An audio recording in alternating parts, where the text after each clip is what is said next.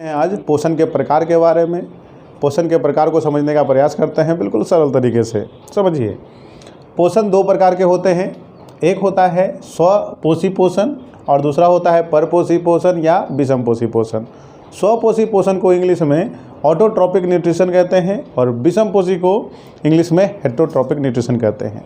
आइए देखते हैं इन दोनों में अंतर क्या है, समझने का प्रयास करते हैं डिफरेंस क्या होता है इन दोनों में। स्वपोषी पोषण किसे कहते हैं? वैसे जीव जो अपना भोजन खुद से तैयार करे उन जीवों को स्वपोषी कहा जाता है और वैसे जीवों को ही स्वपोषी पोषण कहते हैं। तो वैसे जीव जो अपना भोजन खुद से ग्रहण करते हैं, खुद से बनाते हैं, उन जीवों को ही स्वपोषी पोषण कहते हैं। ये कौन से जीव हैं जो अपना भोजन खुद से तैयार करते हैं? तो चलिए देखते हैं। पृथ्वी पर पेड़ पौधे जो हैं अपना भोजन खुद से बनाते हैं। पेड़ पौधे अपना भोजन खुद से बनाते हैं, इसलिए पेड़ पौधों को स्वपोषी कहा जाता है। इसलिए पेड़ पौधों को स्वपोषी कहा जाता है। पृथ्वी पर पेड़ पौधे ही ऐसे जीव हैं जो अपना भोजन खुद से बनाने की क्षमता रखते हैं, इसलिए पेड़ पौधों को स्वपोषी कहा जाता है।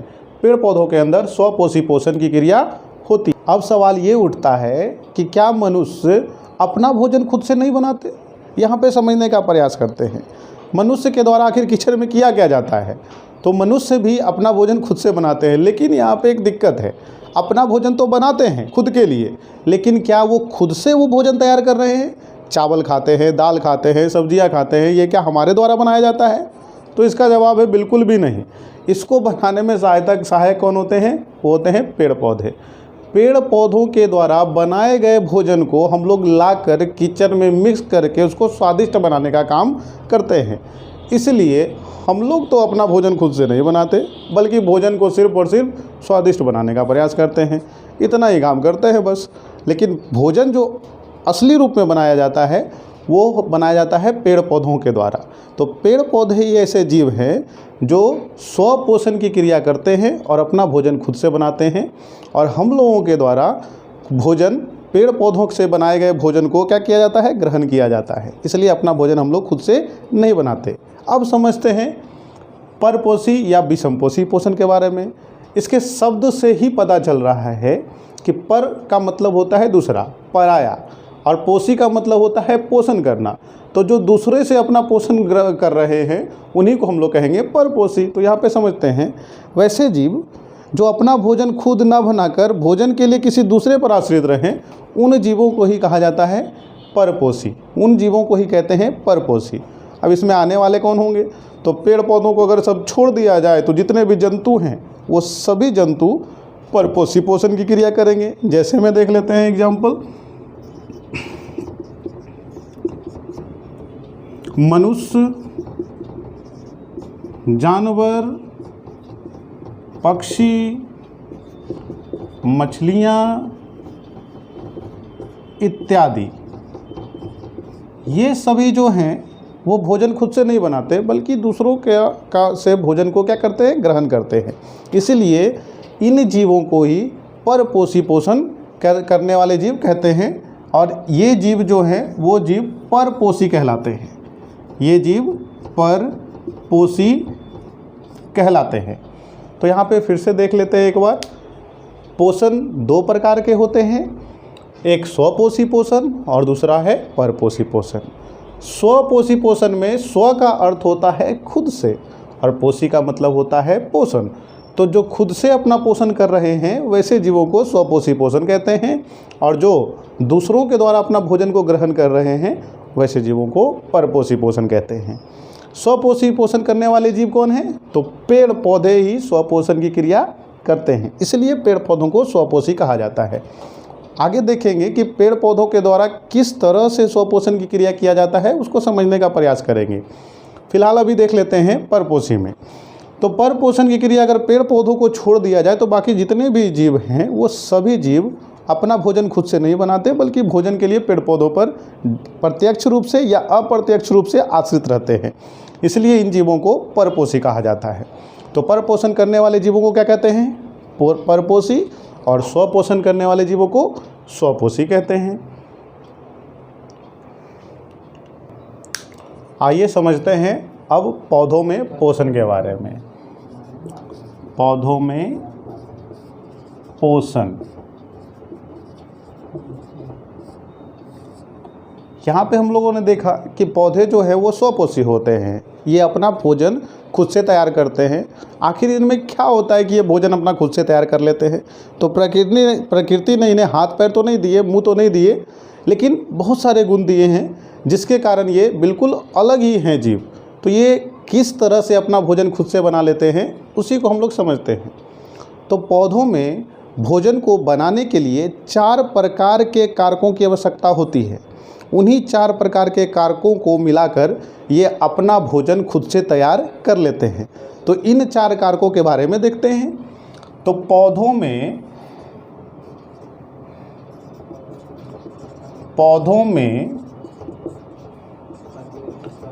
भोजन के उत्पादन के लिए आवश्यक कारक 4 कारक होते हैं। देखते हैं पहला कारक भोजन बनाने के लिए इनको चाहिए कार्बन डाइऑक्साइड, CO2 का। इसको कार्बन डाइऑक्साइड कहा जाता है, कार्बन डाइऑक्साइड। दूसरा कारक है जल। भोजन बनाने के लिए पहला कारक कार्बन डाइऑक्साइड चाहिए और दूसरा जल। इन सब के बारे में आगे देखें कि यहाँ कहाँ से इनको पेड़ पौधों को ये कारक प्राप्त होते हैं। तीसरा कारक है सूर्य का प्रकाश। आगे हम लोग देखेंगे कि सूर्य का प्रकाश किस प्रकार से भोजन बनने में सहायक होता है।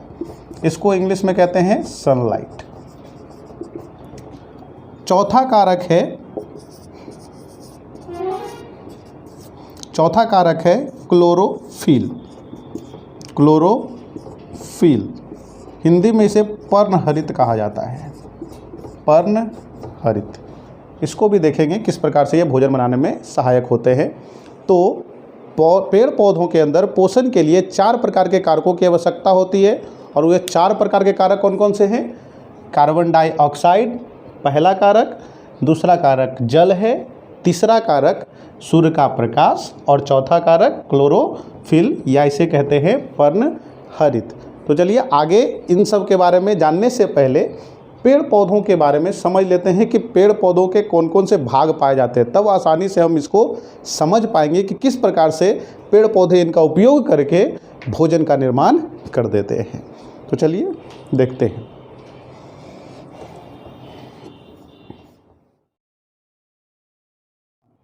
चलिए देखते हैं पौधों की संरचना। पौधों की संरचना सिंपल है, ज़्यादा जानने की ज़रूरत नहीं है, बस थोड़ा सा जान लेते हैं पौधों के बारे में। मुख्य इसके भाग को समझ लेते हैं।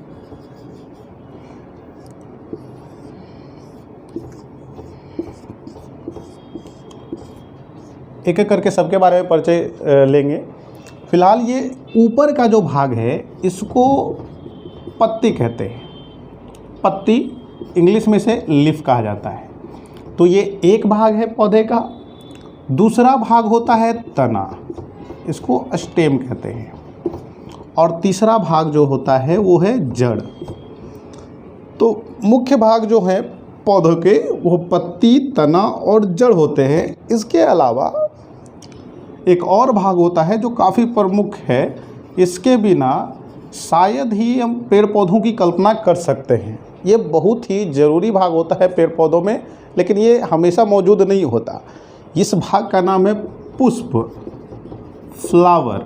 जनन में इसके बारे में काफ़ी डिटेल जानना है, आगे चल के हम बताएंगे कि क्या होता है पुष्प के बारे में जानकारी लेंगे। तो ये पूरा का पूरा जो भाग है वो पेड़ पौधों का भाग है। एक बार देख लेते हैं। एक पत्ती भाग लीफ, एक है तना भाग और एक जड़। इसको इंग्लिश में कहा जाता है रूट। एक एक करके सभी के बारे में समझेंगे कि पत्ती का काम क्या होता है, तना का काम क्या होता है, जड़ का काम क्या होता है। फिलहाल पत्ती का काम ही है भोजन का निर्माण करना, मुख्य काम इसका भोजन का निर्माण करना है। तने का काम होता है इसको ताकत देना, या कह सकते हैं इसको मजबूती के साथ खड़ा रखना। पेड़ को मजबूती के साथ खड़ा रखने का काम कौन करता है? तना। दूसरा काम ये है कि अपने से होकर पाइपलाइन को गुजारता है। पाइपलाइन कहने का मतलब है कि पत्तियों के अंदर जो भोजन बनते हैं या जड़ के पास जो जल होता है उस जल को पत्तियों तक पहुंचाना और भोजन को जड़ तक पहुंचाना, इन सब जगहों पे पहुंचाने के लिए ये पाइपलाइन का सुविधा देता है। उन पाइपलाइनों के बारे में भी हम लोग समझेंगे आगे। फिलहाल ये चीज़ें समझ लीजिए। पौधों की संरचना में हम लोगों ने देखा कि पौधों के कौन कौन से भाग होते हैं। एक भाग पत्ती होता है, तना होता है, जड़। ये तीन भाग हमेशा ही मौजूद होते हैं, लेकिन इस एक सीजन में उस पर पुष्प भी आते हैं, तो ये पुष्प भी पौधे का ही भाग है। तो आगे हम लोग देखते हैं कि किस तरह से पत्ती का उपयोग होता है, तने का उपयोग होता है और जड़ का उपयोग होता है। पत्ती, लीफ। पत्ती क्या है देखते हैं थोड़ा। कुछ इस प्रकार का रचना है। मुझे उम्मीद है कि आप लोग खेल कूद में पत्ती को ज़रूर देखे होंगे। पत्ती को ज़रा धूप में खड़ा करके देखिएगा ये किस प्रकार का दिखता है। धूप के सूर्य के सामने रखकर देखने का प्रयास कीजिएगा पत्ती को, तो वो कैसा दिखता है। तो पत्ती को देखने पे ना उसके अंदर बहुत सारे छोटे छोटे सूक्ष्म छिद्र नज़र आते हैं। छिद्र नज़र आते हैं छोटे छोटे। इन छिद्रों को अगर माइक्रोस्कोप से देखा जाए तो ये कुछ अलग ही नज़र आते हैं। माइक्रोस्कोप का काम होता है सूक्ष्म चीज़ों को बड़ा करके दिखाना। तो इसको समझते हैं थोड़ा। तो बड़ा करने का काम कौन होता है? करता है सूक्ष्मदर्शी। तो जूम शब्द जब भी प्रयोग करें तो समझ जाइएगा कि यहाँ पे हम लोग सूक्ष्मदर्शी का उपयोग कर रहे हैं। तो सूक्ष्मदर्शी का उपयोग करके जब हम इस छिद्र को देखते हैं तो ये कुछ ऐसा नज़र आता है। आप लोगों ने काजू खाया होगा, काजू देखा होगा, तो उसी काजू को दो को एक साथ अगर जोड़ दिया जाए तो उसी के जैसा रचना सामने निकलता है। उन्हीं रचनाओं को हम लोग देखते हैं इस प्रकार का। इसके अंदर भी कुछ अन्य पदार्थ होते हैं, उनके बारे में भी जानेंगे। इस तरह का ये सूक्ष्म छिद्र जो होता है नज़र आता है इसको माइक्रोस्कोप से देखने के बाद। इस सूक्ष्म छिद्र को अस्टोमाटा कहते हैं। अस्टोमाटा, या इसे हिंदी में रंध्र कहा जाता है। तो इसको हम समझते हैं कि अस्टोमाटा होता क्या है। पेड़ पौधों के अंदर एक ऐसा छिद्र जो वायुमंडल के सीधा संपर्क में रहता है और पेड़ पौधों से निकलने वाले पदार्थों को वायुमंडल में छोड़ देता है और वायुमंडल में रहने वाले पदार्थों को पेड़ पौधों के अंदर ले आता है। जिस प्रकार से हमारे शरीर में ये नाक जो है बाहर के वायुमंडल के संपर्क में रहता है और वायुमंडल से पदार्थों को अंदर ले जाता है और फिर अंदर में बनने वाले पदार्थों को शरीर से बाहर कर देता है। जस्ट लाइक वैसा ही रचना होता है अस्टोमाटा छिद्र का। यही काम करता है अस्टोमाटा छिद्र। इसके अंदर भी सिकुड़ने और फैलने की क्षमता पाई जाती है। ये क्या करता है? अभी जो दिख रहा है आपको अस्टोमाटा छिद्र, ये ओपन अस्टोमाटा छिद्र है, खुला हुआ अस्टोमाटा छिद्र। लेकिन एक अस्टोमाटा छिद्र जो होता है वो पूरी तरह से बंद होता है, ये सिकुड़ा हुआ होता है, चिपका हुआ होता है। लेकिन ये अभी पूरी तरह से क्या है? ओपन है। तो अस्टोमाटा छिद्र के दो भाग हो सकते हैं, एक ओपन अस्टोमाटा और एक क्लोज अस्टोमाटा। तो दो प्रकार के अस्टोमाटा हो सकते हैं। अस्टोमाटा का थोड़ा परिचय देख लेते हैं। अस्टोमाटा में पाया क्या क्या जाता है, तो ज़रा ध्यान से समझिएगा। थोड़ा सा देखते हैं अस्टोमाटा के भाग के। इस तरह से दो भाग मिलकर एक अस्टोमाटा का निर्माण करते हैं। एक एक करके भाग को समझ लेते हैं। इस अस्टोमाटा वाले भाग में, ये जो भाग है, इस भाग में खाली स्थान पाए जाते हैं जिनको कहा जाता है रिक्तिका। रिक्तिका, वैक्यूल, रिक्तिका कहते हैं, वैक्यूल। ये दोनों परतों में पाया जाता है। इस तरह से किसी एक भाग में एक छोटे से भाग स्थान पर केंद्रक भी मौजूद होता है, जिसको इंग्लिश में हम लोग कहते हैं न्यूक्लियस। कोशिका में ये टॉपिक पढ़ना है आपको। जब हम कभी कोशिका चालू करेंगे तो इसके बारे में बता देंगे। अब समझते हैं, इस रिक्तिका के चारों तरफ छोटे छोटे कोशिकाएं मौजूद होती हैं। इन रिक्तिका के चारों तरफ छोटे छोटे कोशिकाएं मौजूद होती हैं। इन्हीं कोशिकाओं को कहा जाता है रक्षी कोशिका। रक्षी कोशिकाएं, इसको इंग्लिश में कहा जाता है गार्ड सेल्स। Guard cells. अब इनका काम क्या है भाई? तो ये इसको सिकुड़ने और फैलने में सहायता करते हैं, ये काम होता है इनका। रिक्तिकाएं जो हैं वो खाली स्थान होती हैं, जब सिकुड़ता है तो ये भी चिपकती हैं, जब फैलता है तो ये भी फैल जाती हैं। तो ये रिक्तिकाओं में होता है। तो इस तरह से ये स्टोमाटा छिद्र का संरचना है। सॉरी, एक चीज़ और बताना भूल गए, ये जो भाग है ये बहुत इंपॉर्टेंट भाग है। ये भाग होता है रंध्र, स्टोमाटा छिद्र। इस भाग को स्टोमाटा छिद्र या रंध्र या स्ट्रोमा कहते हैं। कई नामों से इसको जाना जाता है, तो इसको ध्यान में रखना है। तो ये वाला जो बीच का भाग है स्टोमाटा का, इसे स्टोमाटा छिद्र, रंध्र या स्ट्रोमा कहते हैं। तो इसको ध्यान में रखिएगा। एक एक भाग फिर से देख लेते हैं। स्टोमाटा छिद्र में कई हिस्से होते हैं। स्टोमाटा के जो परतें हैं, दो परत मिलकर एक स्टोमाटा का निर्माण करता है। उनके स्टोमाटा के परतों में रिक्तिकाएं पाई जाती हैं, जिनको वैक्यूल कहता है। ये स्टोमाटा जब सिकुड़ता है तो ये भी सिकुड़ जाती हैं, जब ये फैलता है तो ये भी फैल जाती हैं। इसके चारों तरफ छोटी छोटी कोशिकाएं पाई जाती हैं। उन्हीं कोशिकाओं को रक्षी कोशिकाएं कहते हैं, गार्ड सेल। ये सिकुड़ने और फैलने में स्टोमाटा को मदद करती हैं। इसके अलावा इस परत में, स्टोमाटा की एक परत में एक केंद्रक मौजूद होता है साइड में, और इसी के परत के बीच खाली स्थान पाया जाता है। उस खाली स्थान को स्टोमाटा छिद्र या रंध्र या स्ट्रोमा कहते हैं। इसी स्ट्रोमा से, वायुमंडल से स्टोमाटा छिद्र जो है वो ऑक्सीजन को ग्रहण करता है, कार्बन डाइऑक्साइड को ग्रहण करता है। इसके अलावा पेड़ पौधों के अंदर बनने वाले जल, कार्बन डाइऑक्साइड, ऑक्सीजन, इन सब को वायुमंडल में छोड़ने का काम करता है। तो इस तरह से स्टोमाटा छिद्र पौधे का एक बहुत ही महत्वपूर्ण भाग होता है, जो सीधा वायुमंडल के संपर्क में होता है और वायुमंडल से पदार्थों को ग्रहण करता है और पेड़ पौधों के अंदर बनने वाले पदार्थों को वायुमंडल में छोड़ता है। तो हम लोग समझ लेते हैं ज़रा, ये कार्बन डाइऑक्साइड, ऑक्सीजन और जल को वायुमंडल में छोड़ता है, वायुमंडल में मुक्त करता है,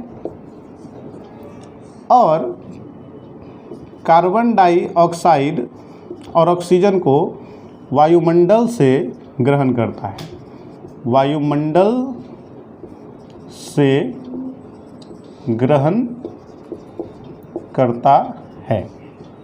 तो इसका कार्य देख लेते हैं। स्टोमाटा छिद्र के दो कार्य हैं। पहला कार्य, पेड़ पौधों के अंदर बनने वाले पदार्थों को वायुमंडल में छोड़ना, और दूसरा कार्य है वायुमंडल से ऑक्सीजन और कार्बन डाइऑक्साइड को पेड़ पौधों के अंदर ले जाना। तो इस तरह से स्टोमाटा छिद्र कार्य करता है। तो आज हम लोगों ने देखा पत्ती के बारे में और समझा कि पत्ती के अंदर क्या पाया जाता है। आगे हम लोग देखेंगे तना के बारे में। तना के बारे में उतना जानने की आवश्यकता नहीं है, फिर भी कुछ कुछ पॉइंट है जो जानना ज़रूरी है, उसको अगले क्लास में देखेंगे। फ़िलहाल आप इसको स्क्रीनशॉट ले लें और इसका रिवीजन करें, तैयारी करें, बहुत पूरी तरह से तैयारी करें। आपके तैयारी करने के क्रम में हम आपके साथ खड़े हैं और आपको हर कदम पे सपोर्ट करने के लिए तैयार हैं। आप बस इतना ही काम कीजिए, आपको जो समझ में नहीं आता उसको कमेंट में ज़रूर लिखें, और इस चैनल को आप प्रोत्साहित करें, लाइक करें, शेयर करें, कमेंट करें। आपका ये आभार होगा। धन्यवाद।